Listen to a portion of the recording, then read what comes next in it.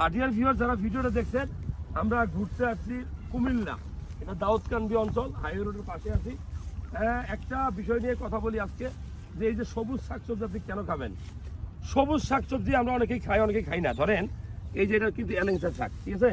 তারপরে এইখানে আছে মিষ্টি আলুর শাক, এই দেখেন মিষ্টি আলু, পালং শাক। হ্যাঁ, তারপরে ওইখানে আছে ওই যে দেখেন পালং শাক, এই যে আছে মিষ্টি কুমড়ার শাক।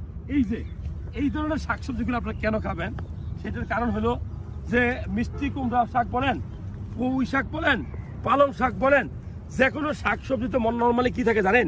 ভিটামিন সি এর খনি, ভিটামিন এ এর খনি, ভিটামিন ই থাকে খুব বেশি, ফাইবার থাকে বেশি।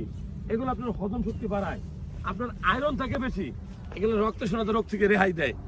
শাকসবজিতে সবচেয়ে ভালো যেটা থাকে সেটা হলো আনস্যাচুরেটেড ফ্যাট, অর্থাৎ সবজি থেকে যে ফ্যাটটা আসে এটা শরীরের জন্য গুরুত্বপূর্ণ।